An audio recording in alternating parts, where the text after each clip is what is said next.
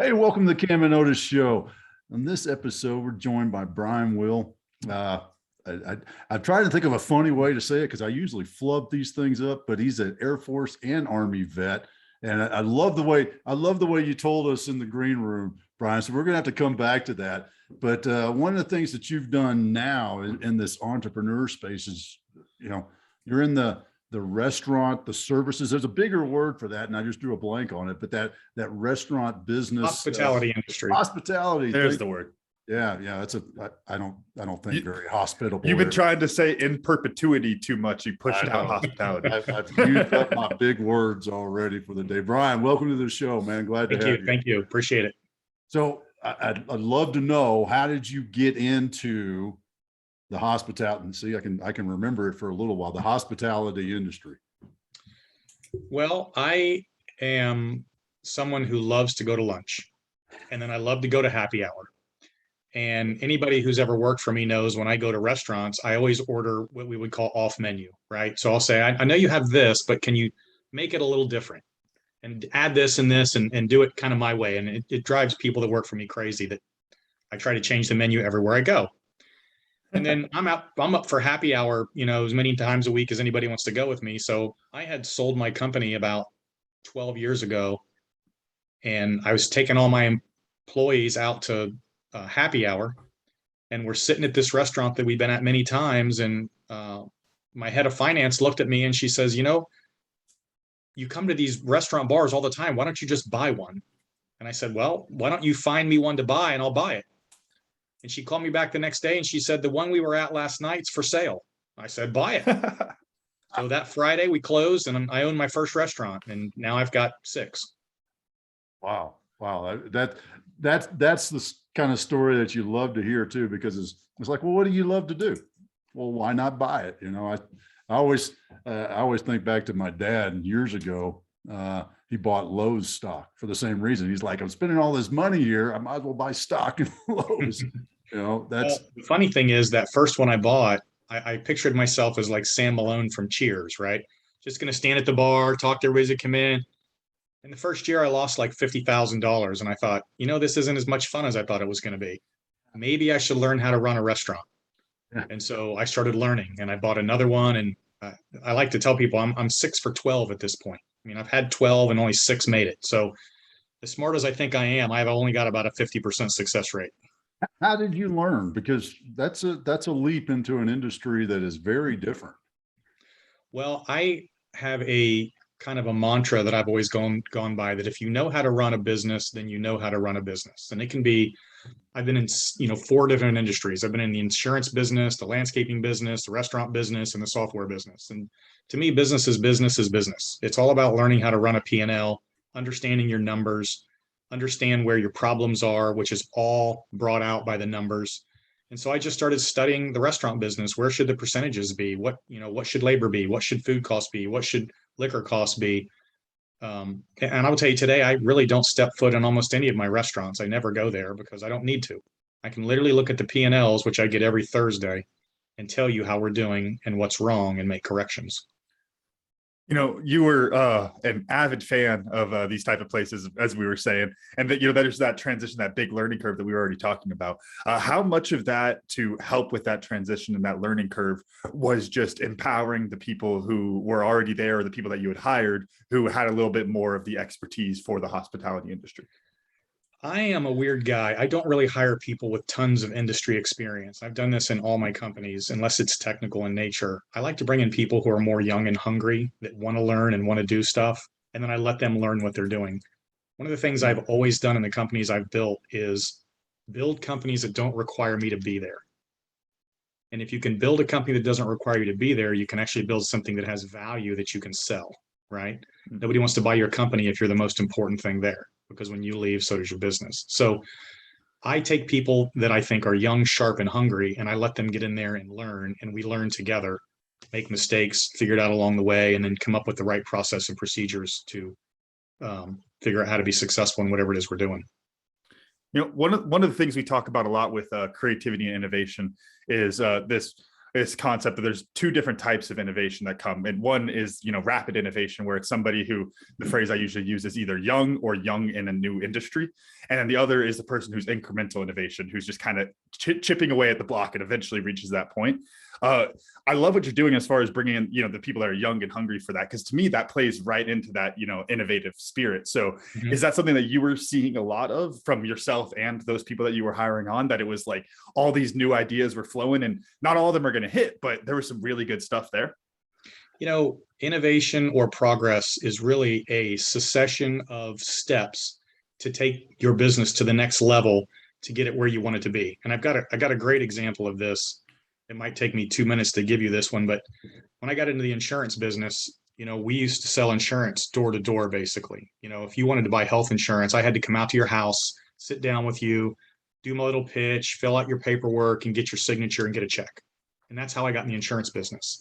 Well, after about 6 months, because I've always considered myself to be ambitiously lazy, I thought, why am I wasting all my time driving out to see people when 50% of the time they didn't answer the door? The other 25% of the time I'd get there and they were too old or too sick. I'm wasting 75% of my time. So there needs to be a more efficient way to do this. So I started doing the application process on the phone. And I would talk to you on the phone and go through it. And then I'd find out if you were sick. I'd find out if you're too old. That saves 25% of my time. And then I would get you through the process of saying yes before I'd actually drive out to your house. So we did that for a little while. And then I started thinking, I'm still driving out to people's houses. Why am I wasting all this time driving around to people's houses? So I hired a guy named Andy. I always love this story. And I said, Andy, I'm going to do the sales in the office and you're going to drive to the house and pick up the piece of paper and bring it back. So we did this for another 6 months. And I started thinking, if I could get rid of Andy, I'd make more money. And so I called the insurance carrier and I said, listen, we have these new things called faxes. Why can't I fax the application to them for their signature? I'll fill it out, fax it, and then they'll fax it back, and then I'll fax it to you. And this had never been done before. This was in 1996, 97. And so they agreed to let me be a test case. So they bought a couple fax machines at the home office. I start faxing stuff in. And what we did is we created the very first direct-to-consumer call center in the health insurance business. And we very quickly became the second largest agency in the country for Assurant Health. And I'm competing against guys with 500 street agents, and there were just 5 of us. And then we said, gosh, this is really working well. What if we could put it online? And this was the dawn of the internet in 1999. And so I got acquired by an internet company who wanted to take my process of faxing and put it online. And the next thing you know, we've got e-health insurance and Simply Health, and online health insurance is here. And that's it's just a progressive step where, I'm lazy and I want to make more money. How do I do that? And so you figure out the next step. I never envisioned when I started that we would literally create the very first call center in America, and I would be a consultant to major insurance carriers driving around the country, teaching them how to do this. But you just fall into it if you keep moving that bar forward. So this applies to any industry you're in. It makes me think of the phrase that I used to use when I was coaching rugby, is just become a student of the game, right? I mean, you dive into it, you learn about it. And, if you have that desire to do things better and self-improvement, then you can find the resources to become a student of the game. And it sounds like that's kind of, to put it in a different phrase, that's your mantra of, hey, well, this sounds interesting. Let me dive into that and find out more. Well, when we built our first online quoting engine to sell health insurance, and we were trying to sell it to the public, we got the idea, well, hold on a second. We have this great engine to do online applications for insurance. Why don't we sell it to the carriers? They've already got all these people. And so we went out, and 6 weeks later, we'd sold $6 million worth of insurance, $6 million worth of software to 3 insurance carriers. Never did we think that that's what we were going to do when we started the process. It's a progressive step of evolution, and you end up where you are today. And I think most companies evolve that way, or they die. You got to go backwards or forward. So how do you, that's a really interesting point. And I'd love to explore that a little bit more. How do you find that gap? What was where did you see it? Was there a catalyst, a problem, or did you see a gap, or what, because that's a really interesting shift that you did. Well, in this case, for that specific example, we spent millions of dollars to build this online engine so people could come to us to buy insurance, right? Mm-hmm. But being a guy that's been in the insurance business for 15 years at that point, I knew the insurance carriers had thousands and thousands of agents, every single one of them, and they're selling billions of dollars. And we were just sitting there, and I said, well, why don't we sell this to them and let them use it for their thousands of agents instead of us trying to sell 100 policies? Why not have 10,000 agents selling 10 policies and we make a buck a policy? We just sit in the middle with our little software package. So it literally is just an evolutionary process of thinking. Some people can see into the future or see, again, I call myself ambitiously lazy, right? I didn't want to sell the insurance. I'd rather sell the software, somebody else do it, and I make money. Mm-hmm. So, when we had the internet company, we did the same thing. We had credit card processors who wanted to sell credit cards to people. And, all we were is a software company that was online. So we would take their applications, put it online, market it, and then they'd pay us $10 an application. And we were doing 10, 12,000 a day. We had no skin in the game. We just were facilitating a process for somebody else. And we ended up selling that company to a private equity firm. How did you have any pushback from the rest of your organization during that transition? Because I think that's one of those that, when now looking back on it, it's very easy to say, well, yeah, that's a really smart thing to reposition yourself and make the smaller amount on each deal, but you can make so many more. But I think there's that little voice in the back of the mind that's, oh, hey, we could get screwed over out of this, but there's some way that this could go wrong and we could lose our foothold inside of this market. Was there any pushback like that in your team? Well, the first one, the insurance carriers initially felt like they didn't want to compete with their own field force, right? We don't want to compete with our agents. And I've always said that your competition is not, there's no real competition. The only competition you have in life and business is with yourself, right? There's enough business out there for all of us to make a fortune. So the insurance carriers initially had that issue, but then when we showed them how much more money they could make, they jumped all over it, right? The credit card processing people, they just wanted to get credit card applications done. They didn't want to build software companies and have to manage server farms and worry about the marketing folks. So we let them do what they did. We did what we did, and everybody made money. Sometimes there's some kickback, but people come around. When you did these things, and Camden, I'm going to kind of follow in with what Camden was talking about. How did you keep the team motivated? Because you obviously had the vision, right? You saw look at this opportunity. How'd you be that? I think the phrase, the catchphrase now is that change leader. How are you that change leader for the team? So this gets a little bit into my book, and in the book I talk about the 4 personalities inside your business, right? If you're going to build a business that's going to scale to a level that you're going to be able to sell it and make a lot of money, you really need to understand the different personalities inside the business. And every business that's successful, and this is what I say in the book, has 4 personalities, right? There's the entrepreneur.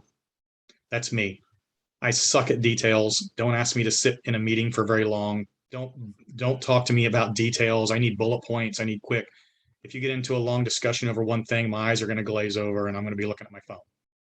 That's a typical entrepreneur. I say they're the most important and the least important person in an organization, because while they have the vision, they're completely useless at execution.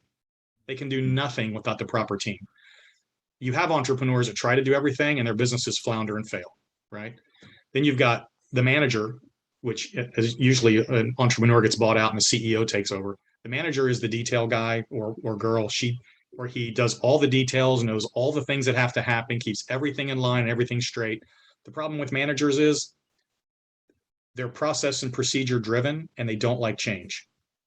And so entrepreneurs and managers tend to butt heads sometimes, because the entrepreneur's like, change this, do this, let's go this way, let's do that. And the manager's like, what are you talking about? I already built a process. Don't mess with my processes. I'm comfortable, right? That's right. I love that I'm comfortable where I'm at. Don't change. Yes.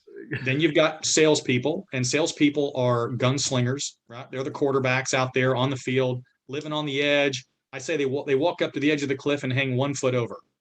They're not jumping, but you sometimes you wonder. They're not going to do anything illegal, but damn, they'll be gray about it, right? Yeah. and they eat what they kill, and that's how they survive. That's how they get their adrenaline rush. The problem with salespeople is they hate managers, because managers are process and procedure driven, and salespeople are like, whatever it takes, let's get the job done. Right? I don't care if I have to bend the rules and screw up the paperwork. And managers and salespeople tend to butt heads because of that. Right? I use this example in the book. My manager comes to me and he says, the salespeople are all not doing their paperwork correctly. And I'm like, okay, so he goes, well, we have to fix it. I said, well, if they did everything correctly, what would you be doing? Well, nothing. Well, then what do I need you for? Right? I mean, if I need you, I need you. And if I don't, I don't. So I really wouldn't complain about the guys giving you work. So, but they do tend to butt heads. And then you've got technicians. These are the guys that go do the work. I use the Joe's plumbing example, right? Joe works for XYZ plumbing company. He goes out every day and he does the plumbing jobs. And one day Joe's like, they're paying me $50 an hour, but they're making $150 an hour. I need to start my own business. So I'm going to go start my own business. We're going to call it Joe's Plumbing. But Joe isn't a salesperson. He's clearly not a manager, and he's not an entrepreneur, and his business generally fails because he doesn't know what he's doing. And I go through a whole chapter on why. So these are the personalities we need in the business. And too many people are salespeople and think they're entrepreneurs. They're managers and think they're entrepreneurs. They're technical people and think they're entrepreneurs, and they're really not.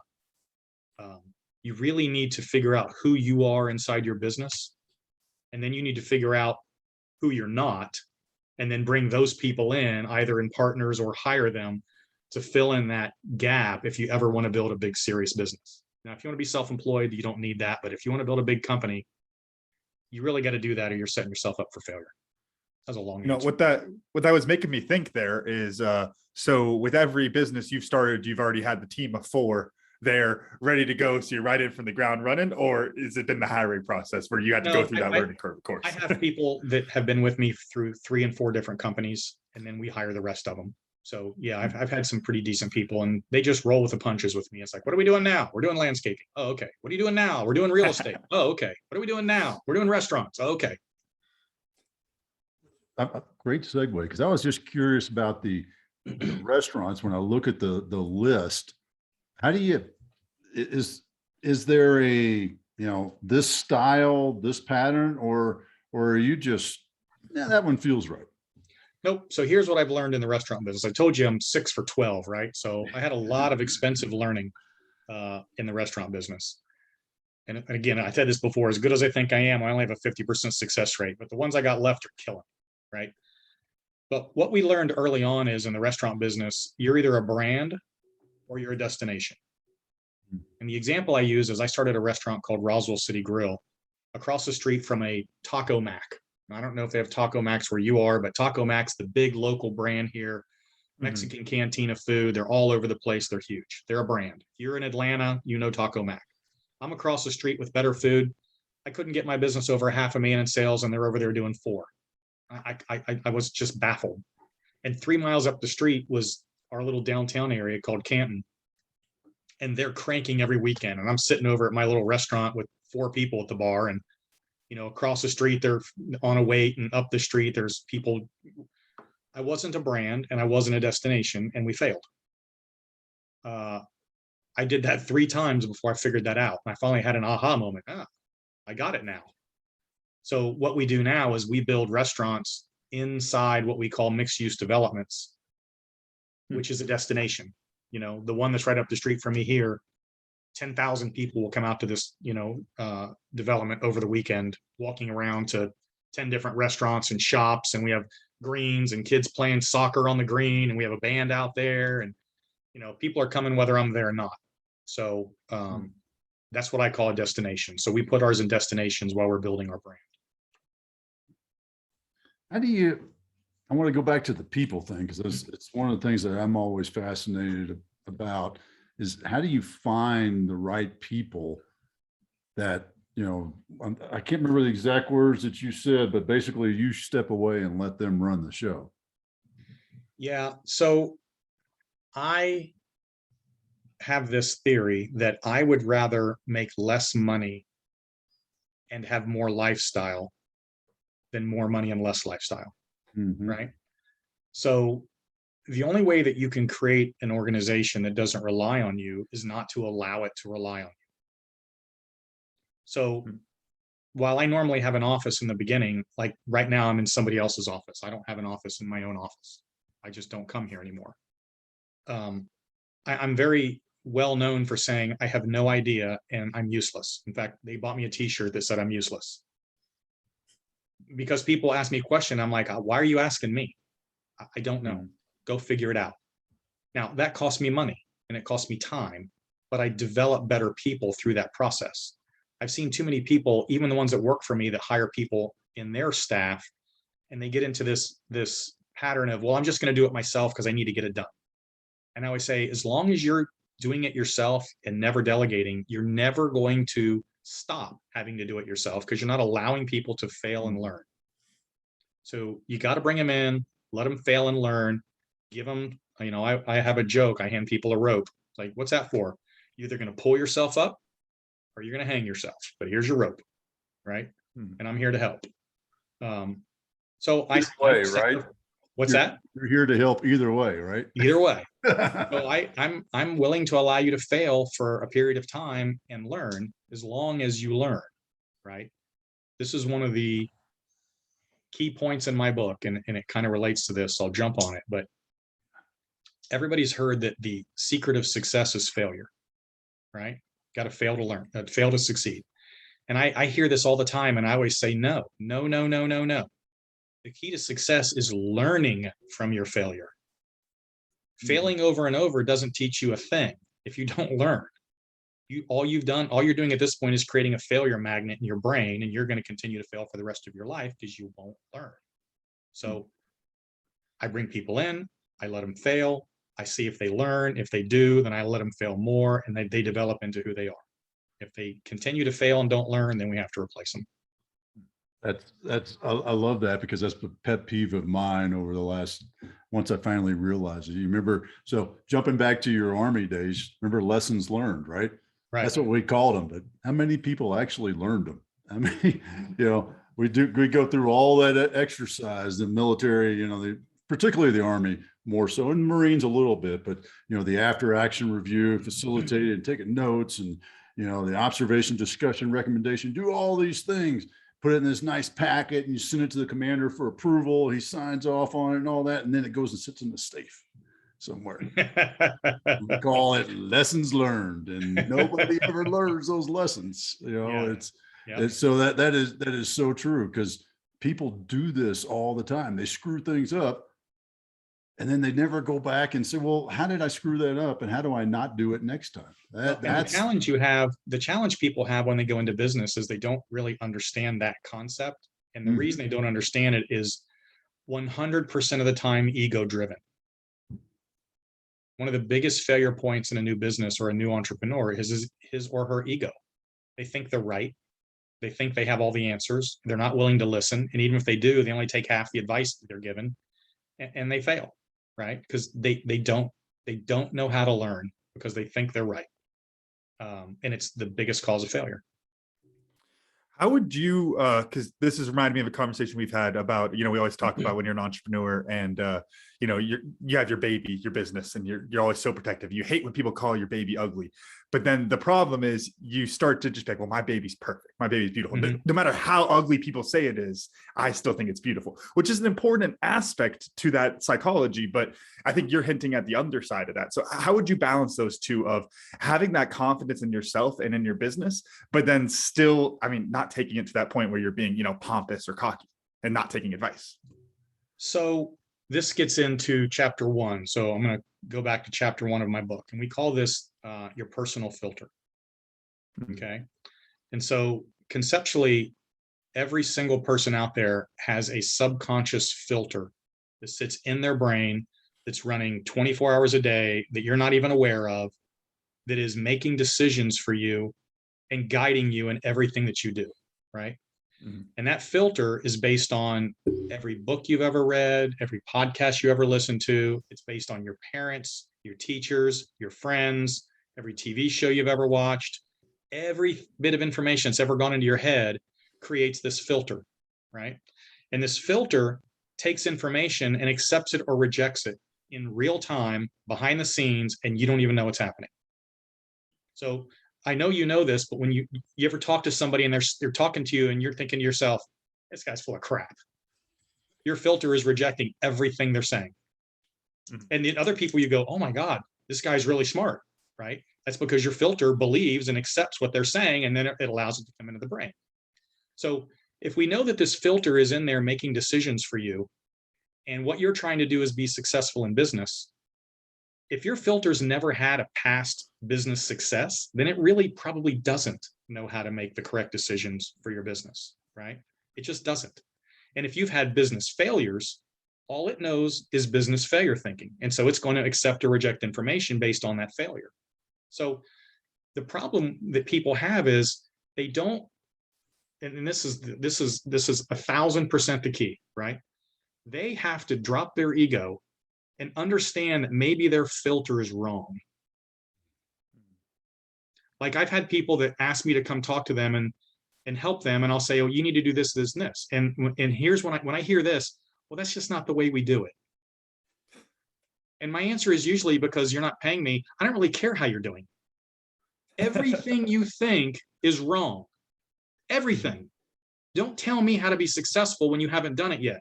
Because if you haven't done it yet, then every thought coming out of your mouth is wrong. And you need to stop talking and start listening. Right? Because your filter is messed up. It's not that you're a bad person. You just don't know how to win. You don't know how to. Do you know people who win at everything they do? Like you just look at this guy and he's like, oh my God, that guy just, everything he does is like the Midas touch. And then you have people that are like, everything that guy or girl does is just fails. Like it's because of that filter. It's in their head and they don't even know what's happening. And if you can't step back and say, I'm not succeeding at the level that I want, therefore I should listen. If you can't have that conversation with yourself, then your own personal ego is going to keep you from ever succeeding at the level you want to succeed at. We talked about this before. What's the most important thing to do in business? Who are you? Do you have a success filter or do you have a failure filter? And are you willing to change it? And an even easier example, right? You were a Green Beret, weren't you? Yeah. Otis? Yeah. Yeah. So you had to learn other languages as part of what you did. That was the theory. That was the theory. Speak, So come on, think speak about Polish, somebody. Dad. Think about somebody who grew up in, say, France. This little child grows up in France. They learn how to speak French. They think French. Everything they know about the world is based on France. Their view of politics is based on France. Their view of everything in their life is based on France. You take them and you throw them into America, and their brain is accepting or rejecting all this information based on France. Right? Now, think of France as a failure filter, a success filter, and America is the opposite. If you aren't succeeding, it's because you've got a France filter over here and you need to start changing it. But you got to let your ego drop, or you're going to continue to think the way you've always thought, and you'll never get where you want to go, ever. You know, what's popping in my head as you're describing that is that team, that rugby team, the football team that they, you know, they don't know how to win. Right. In that same sort of sense, you can see that in their eyes, and you know, as soon as something goes wrong, they go, and then okay, we've lost another one. Right. Yep. Yeah. Yep. Yeah. And that change of attitude is never an easy thing to do, but recognizing it, identifying it, that's the key. Yeah. If you can't recognize it, then you're doomed to a future exactly like your past. Yeah. You become drop your ego and understand that you need to change this brain, the way that filter works, then you can achieve anything you want in your life. You know, Otis and Camden, I'm going to ask you a question. What is the difference between you, either one of you, and say Bill Gates, Elon Musk, Warren Buffett, or Jeff Bezos? What's the difference between you? There's based on our conversation, I'm going to say success filter. The way they think. Yeah. You're all men. You all get up just like everybody else. But the way they think is a difference between you and being worth $300 billion and changing the world and building cars and spaceships, and because of the way you think, right? Everything in your life is about how you think. If you don't have what you want in business, you need to change the way you think. And if you don't know how to do that, you need to find somebody who has success that can help you make those kinds of decisions. I always say this, look, Apple, $2 trillion company now, or is it 3 trillion? I don't know, right? Tim, Lot. is it Tim Cook that runs Apple today? Mhm. You know, Tim Yeah. Cook has a board of directors. Apple has a board of directors, and you know what their job is? Their job is to sit Tim Cook down every month and say, based on all of our collective experience and our filters and the way we see the world and our experiences, these are the guiding principles that we think you need to know in order to continue to grow Apple Computer as the most successful company in the world. Then you look at Joe down here running his business, and he says, I don't want any help. So he's clearly smarter than Tim Cook and the board of directors at Apple. Because if Apple needs a board of directors, maybe Joe does too. Yeah. Yeah. That's, man. I Sorry, I'm love throwing that. a lot of stuff at you here. No, Oh, I it's love that all good idea. though. You know, it is the filters. I've talked about it in some different aspects, and you actually made me think, when you asked that question of, some of my new business associates I've partnered with over the last year. Part of the reason is because they are those guys that are like, yeah, if we don't have that kind of cash, we can get the cash here and do this and this. Whereas me, I'm like, oh my God, if it's not in my wallet, I can't, that's risky, sort of thing. And Just the way they think. Yeah, it is. Yeah. It is. And it's a completely different thing. And which leads me to this. And I'm trying to figure out if there was a way to quantify it, but how would you measure your risk tolerance? I think that's the way they put it in the finance world, right? When you're investing, how would you measure your risk tolerance? Because obviously it's much higher than me. It's not. My risk No? tolerance was high when I started, Mhm. and it's because I had nothing. Mm. When you have nothing, you have nothing to lose. And I always used to joke that I was too stupid to know that I was going to fail. So I just went and did it. And I failed a lot, but I learned. That's the one thing I've always said about, my success. I call myself extremely lucky, but the definitions of luck is preparation meeting opportunity. Opportunity, and you're not prepared, you're going to fail. Prepared, you still need the opportunity, right? So I was too dumb to know better, didn't know I was going to fail. I just went out and did it. Now, the older I've gotten, the more success I've had, my risk tolerance actually goes down. Like I wouldn't go risk everything I've got today. That'd be crazy. So I don't consider what I do today risky, because whatever I do today won't affect the rest of my life. It did when I started, but I didn't have anything to lose, so it didn't matter. Yeah, you didn't have any. You're at that zero sum game, right? It can Yep. only go up from here, right? Yep. So, Exactly. well, and just staying in that, how do you do that? And not in the details of it, because I know that that's a very detailed process, I'm sure. But when you look at opportunities, what's your go-to, risk assessment, if you will? So at my stage in life, I am willing to risk my income, but not my principal, right? So when I sold my company, as an example, I took this chunk of money and I put it in the bank, and it makes X amount of dollars in interest and dividends. I'm willing to risk all my interest and dividends and all my income from my salary and everything else. I'll risk that all day, every day, but I'm not going to risk the nest egg that's sitting there, right? And then as you become more successful, now I could go out and get $1 million of investment capital, in 10 minutes. I mean, it would take nothing, but that's a process of where I've come in life. So when you have nothing, you have nothing to lose. You have to build something. Once you build something, I call it your McDonald's safety net. You know what a McDonald's safety net is? That means that if I lost my income, I have enough assets that I could work at McDonald's and maintain my lifestyle. Right. So I have I don't have debt. I don't have a car payment. I don't have a house payment. I could work at McDonald's and maintain my lifestyle. I call that my McDonald's safety net. That's one of the first goals I think people need to get to, is securing your future, and then don't risk it. That's some solid advice. When I'm working with my vets that are in transition, that's one of the things. And if you're going to work with help out with the Honor Foundation, you'll see that same thing is, what's that gap? Because you're retiring with 20 years, you get this much money, and if you're disabled veteran, you get this much on top of that. So what's the gap of that to how you want to live? And a lot of times they're interesting discussions with these guys. Yeah, they're super interesting discussions. And I jumping on the Honor Foundation, it's interesting, that one of the first things we do is say, well, give me a resume, right? You want to go into the corporate world, give me a resume. And the resume says basically, I kill people and blow shit up. Okay, well, Yeah. that isn't That's really going what to mine transition to said, by IBM. the way. That's not going to transition to IBM. Like, we're going to have to massage that so that it's more corporate sound. You know, it's funny. Well, I want to, I want to get on this because like I mentioned earlier, we talked a little bit about this in the green room, but tell us that Air Force, to Army sort of story. I'd love to hear that. Yeah. So, interestingly enough, the first book I wrote is called "I Give the Dumb Kids Hope." Okay, and there's a story behind that, but the backstory is I basically got kicked out of high school in my junior year. I didn't go to class 42 out of the first 90 days.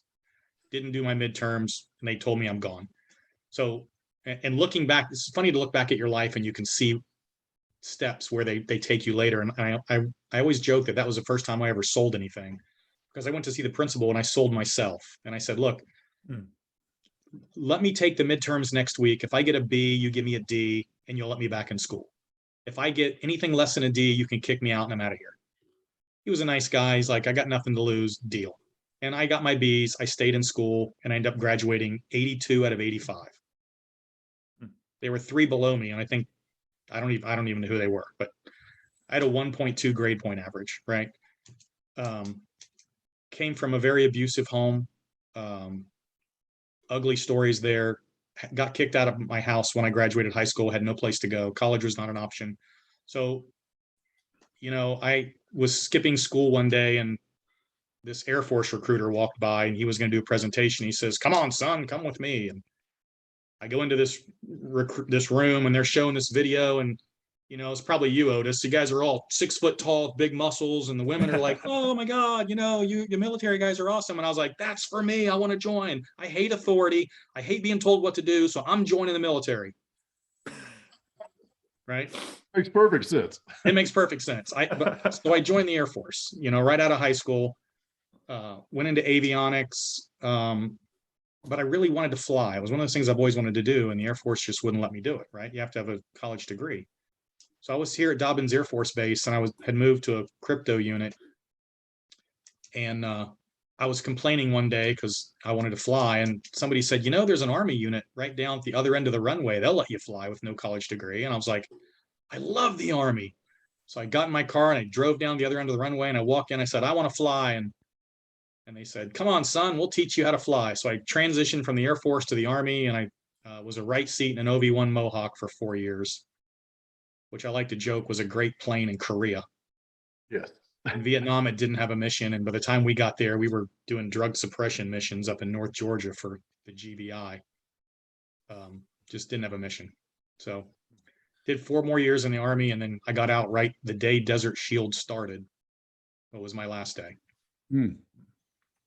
Was that, did you look back on that missing out? Because I know, when Desert Shield started, I was in Alaska, and I know how we all felt up there. Did you have that dang it sort of feeling, or? It's interesting, and I have so many military stories, but we had the general here in Georgia, whatever he was. He comes out to see us right as Desert Shield is about to start, and we were all like, "Okay, are you going to send Mohawks over to Kuwait?" There will be no Mohawks in Kuwait. There were only 3 units, us, Portland, and somewhere in Germany. No Mohawks in Kuwait. We were like, all right, we're not going. I swear, I was watching CNN, and Air Force 2 comes in, and Dick Cheney's walking down the stairs. They're panning down the stairs, and there's a Mohawk sitting right beside Air Force 2. I was like, they lied to us. What the heck? So, yeah. Yeah. Well, I got to ask you, Brian, this is my I guess my consistent one for anyone who's a pilot or, has flown and that type of thing.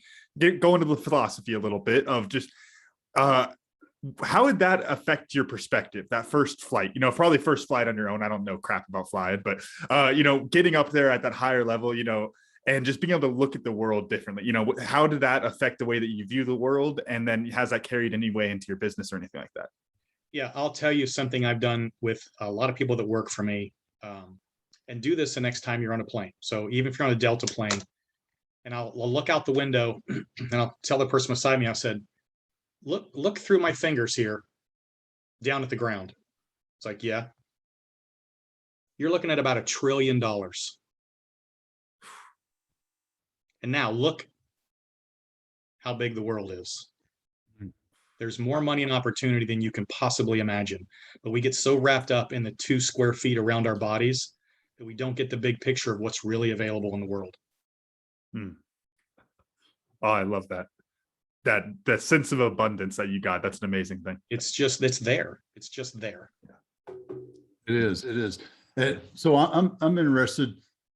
What's next with? I was going to say with in the restaurant business. Where are you going with that? But with you, I can't narrow it down to that. So I'm just going to throw out what's next. Well, this was my second book, Dropout Multimillionaire. I spent several years consulting. I really, really enjoy consulting. I really enjoy working with business people. I get people randomly coming to me today. I had a guy, weirdly enough, the other day who owns a restaurant. He emailed me out of the blue and said, would you be willing to sit down and talk to me? I have this great restaurant. I think it could be the next Moe's. And I'm like, okay. And it's funny because I went and sat down with him, and his name was Matt. And I said, okay, Matt, did you read my book? And he said, yeah, I almost canceled my meeting with you today because I read it over the last 2 days. And I said, why is that? He said, because I know the first question you're going to ask me, and that's, what are my numbers? I said, you're right, Matt, show me your numbers. And he goes, I don't know them. I said, you don't know your numbers? He said, no. I said, you don't know what your food costs are, labor costs, liquor costs. I said, how much money did you make last year? He's like, I don't know. I said, Matt, you don't have the next Moe's. You have the next bankruptcy. So I said, there's nothing, and this is literally 2 minutes into our sit down. I said, there's literally nothing I can help you with. There's nothing I can say that's going to help you until you go home, be dead honest with yourself, do a set of P&Ls for the past 24 months, and find out if you even have a viable business. I mean, you're over here telling me you're the next Moe's and you can't even make money and you don't know why. So our conversation is basically over. And he's like, I appreciate your honesty. Interestingly enough, that was last week. He emailed me yesterday and he said, I've been dead honest. I got all my numbers together. It's very enlightening. I can see the problem on my business. I said, why didn't you do this a year ago? He goes, I had my head in the sand. Right. So I really enjoy working with business people. I really do. And one of the things I've toyed with is either going into like a seed accelerator incubator for young companies or doing more consulting into small business. I'm doing a keynote speech for a restaurant franchise company next year.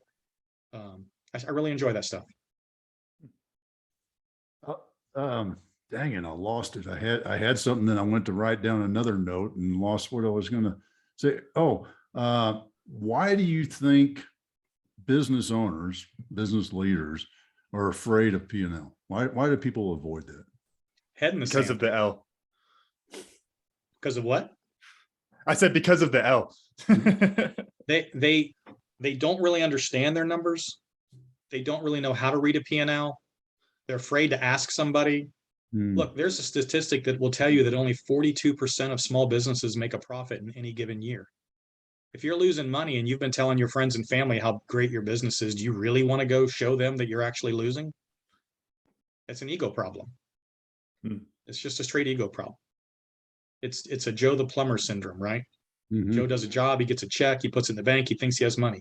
This guy, Matt, I said, Matt, how do you know if you made money? He goes, well, if I have any money left in my account. I know a guy who owns a bunch of franchises. He owns 6 different locations. And he goes, I make money. I have $100,000 in my bank account. I'm like, what about your accounts payable?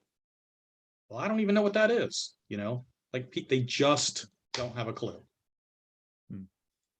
Wow. Yeah. I mean, I've heard that, but I love your approach to it. Is just. I went to buy a restaurant from a couple and I said, I needed your P&Ls. Took them like 2 weeks before they get it because they had to get somebody to do it. And I came back and I said, folks, your business is losing money. And I remember this woman sitting across the table from me. She goes, no, we're not. I paid off all my credit cards. And I said, ma'am, you paid your credit cards because you didn't pay your rent. She's like, well, what do you mean? I said, you haven't paid rent in 3 months. She goes, but I paid my credit cards. Like that's really the level of cluelessness in a lot of small business people. And what a great education and reminder for our listeners. Because man, if you don't know your numbers, you're dead in the water. Yeah. I mean, even in the solopreneur sort of sense, Sure. you still got to know your numbers, because how are you going to pay any bills or, make any ends meet? I mean, it's, it's almost back, and I'll throw this out there as a thought. It's almost back to balancing your own checkbook, really. I mean, do you balance your own checkbook? I mean, those days are I don't think a whole lot of people do that, but they probably should. It's even deeper than that, Otis. I'll tell you what, when you get an organization of any size, every single salesperson in your organization should be an individual P&L. Every single lead source that generates your advertising, your leads, is its own P&L. And if you're not breaking it down to that level, then you're probably not succeeding at the level you think. I will tell you, the last 3 companies, and these were Fortune 500 companies, we went in, and I call it bottom up P&L, right? We don't look from the top down. That's irrelevant. We look from the bottom up at every single person. And I end up firing 30% of their sales force, because we find out that those salespeople are actually losing money. It generates top line revenue. It looks good on the books, but you're burning actual cash that's costing you profit. And so you burn off the bottom 30%, you take that same marketing spend, you push it up into the people that are actually producing, you increase their occupancy rates. I'm getting real technical with some terms here, but most salespeople have about a 50% occupancy rate, which means that they're only working 50% of the actual time. So you take all that marketing, you push it up to those people, you push your occupancy rate to 80, and now you've got less overhead, less employees, less middle management, less hassle, more productivity out of your actual producers, and you make more money with less people. I mean, this 80% of the time I could do this with an organization. So you can get really technical. It's reminds me of the phrase evidence-based solutions. And I've heard this in a bunch of different contexts. And it's one of those things that's like, well, duh, that's a solution.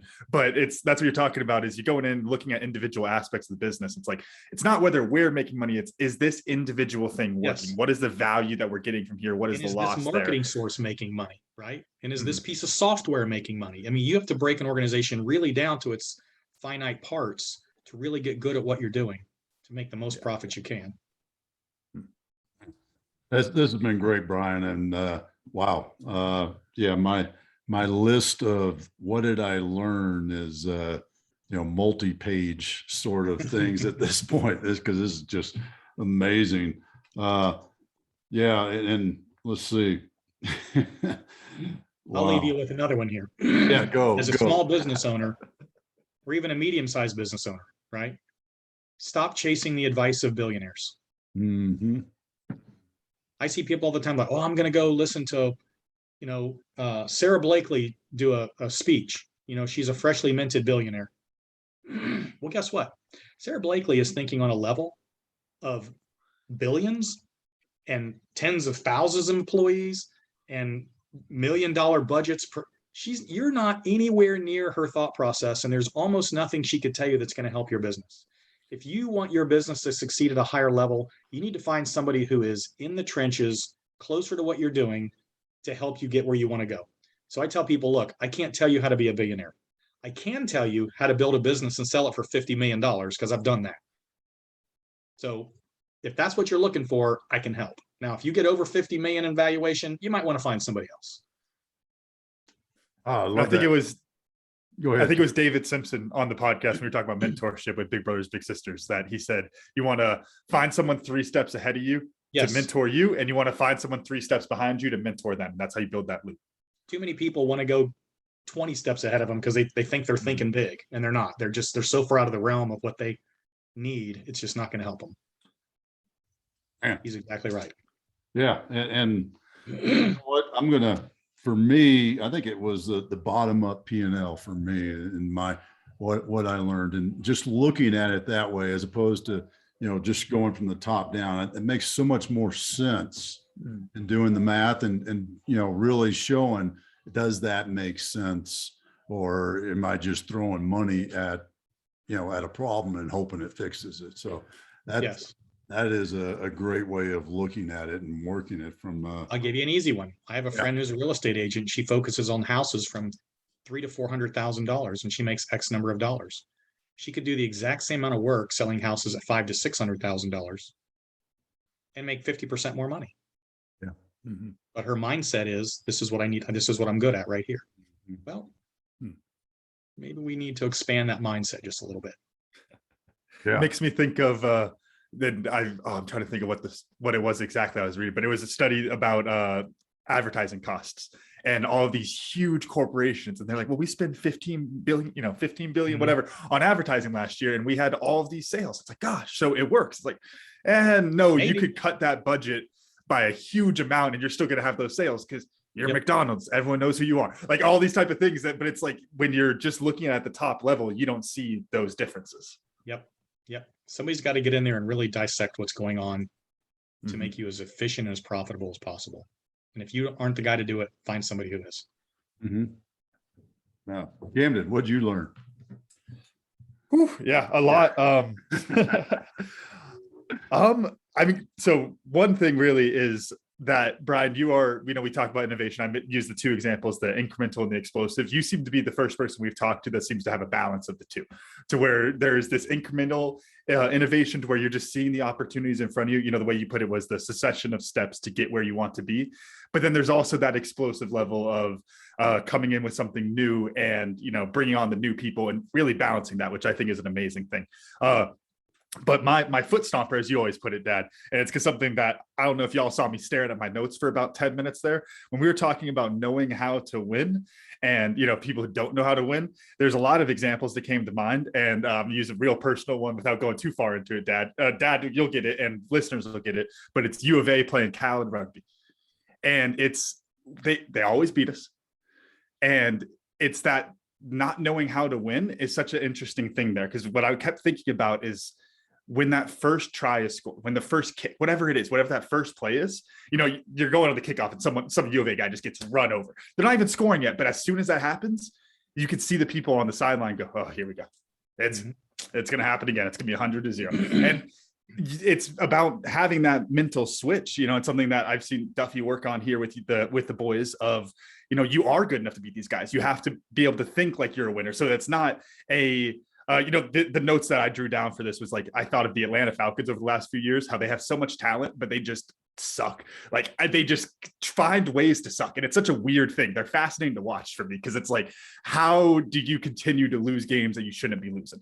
Like the game last year against the Cowboys, they blew it like 20 something points in 3 minutes or something crazy like that. How does Peyton Manning go from the Colts to the Broncos? How does Tom Brady go from the Pats to the Bucks and still win Super Bowls? Yeah, they know how to win. It's the difference of, the Falcons, they make the mistake and use them as an example. Sorry to pick on you in Georgia, but they okay. Not intentional there, but how it's something goes wrong and it's, oh, shoot, here we go again. We're going to blow this lead, aren't we? Mm-hmm. And then the opposite happens. I was thinking about watching a Super Bowl a couple of years ago, one of those Tom Brady Super Bowl comebacks. And it was like a minute and a half on the clock. And every single person in the room knew it was going to happen. Every single person knew it was going to happen because he knows how to win. And so I don't know, I'm just fascinated on that. That's such an interesting thing I hadn't thought too much about. So that's my big one. I know that was a long-winded. What did I learn? People can figure out how to let their ego go and realize that they don't know how to win. That's when they start on the path to winning. But that ego is going to stop them almost every time. That's a great summary on that. Brian, how about you? What'd you learn? I love doing these podcasts. I love meeting people that are out in different industries and doing different stuff.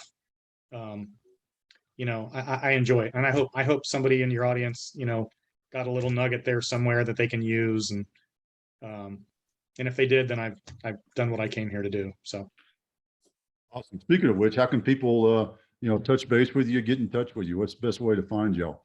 Well, my books are on Amazon. Okay. And give us the books again, please. The Dropout Multimillionaire, subtitle 37 Business Lessons on How to Succeed in Business with No Money, No Education, and No Clue. The other book is called I Give the Dumb Kids Hope, and it's 57 life lessons on how to take your life from despair to multimillionaire. I've said anybody can be a millionaire, right? You buy a house, you sit in it for 30 years, you put some money in a 401k. Multimillionaire is the new deal. Yep. So Amazon, either one of those books are on Amazon. My contact information is in both of those.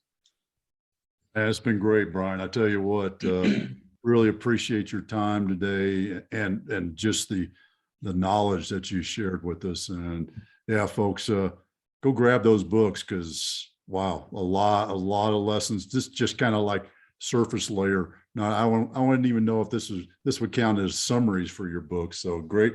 Really appreciate your time, man. Great to have you Appreciate it. here. Thanks, guys. Camden, run us out. Thank you all for listening to today's show. Special thanks to our guest, Brian Will, for joining us today, and our sponsor, Tribe and Purpose. Find your tribe, find your purpose. You can get started for free at findyourpurpose.coach. You can check out recent episodes of The Cam and Otis Show on Spotify, Apple Podcasts, wherever you get your podcasts, and check out a full archive at thecamandotisshow.buzzsprout.com. The Cam and Otis Show is on Facebook, Instagram, and Twitter. Thanks again. We'll see y'all next week.